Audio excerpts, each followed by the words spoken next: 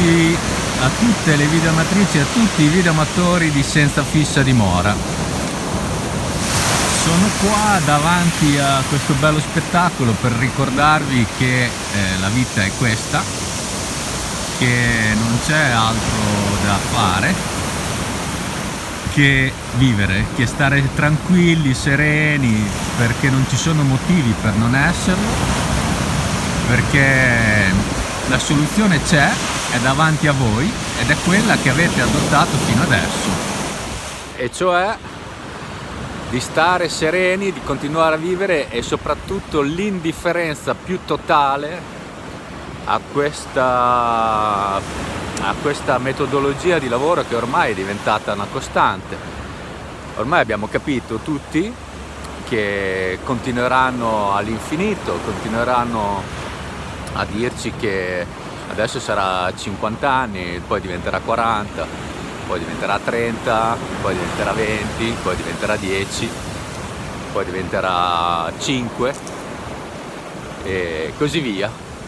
Perché dico questo? Perché la mia posizione non è mai cambiata, nel senso che io le mie decisioni le ho già prese tempo fa, come moltissimi di voi. E quando dico tempo fa sono tanti anni che io non sono disposto a dare il mio fisico alla sperimentazione, né quello dei miei figli. Non le ho dato 6 anni fa, quando sono nati i miei figli, e non lo darò adesso. Quindi per me il problema non si pone. Il problema è per quelli che sono dentro a questo meccanismo, perché tutte queste regole qua sono fatte per loro. Sembrano fatte per chi è contro, ma sono fatte per chi è pro. Mi spiego meglio. Quando si dice che vogliono essere ancora più restrittive, i primi a essere soggetti sono proprio quelli pro, perché sono loro che perdono il loro stato di diritto, fagiullo chiaramente inventato, fascista, chiamiamolo come vi pare. Lo perdono perché hanno paura di perderlo. Io, che sono sempre stato dall'altra parte della barricata, per me non cambia niente.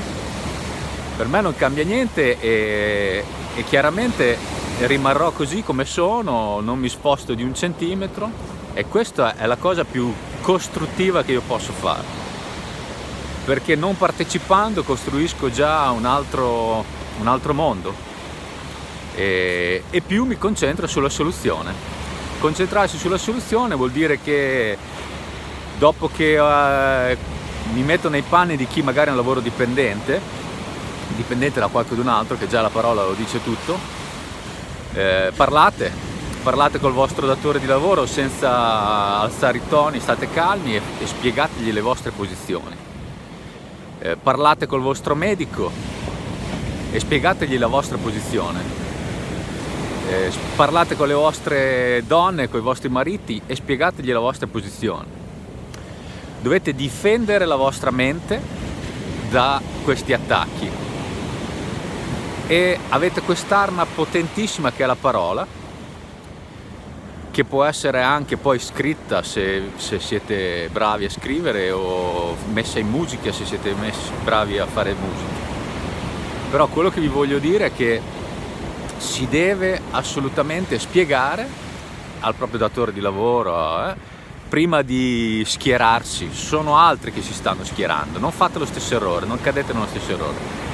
Voi non vi schierate, parlate con tutti, 10ª foratura, 14ª ondata, non ci interessa nulla. È un problema loro, sono loro che più andremo avanti e più saremo in tanti a averlo capito.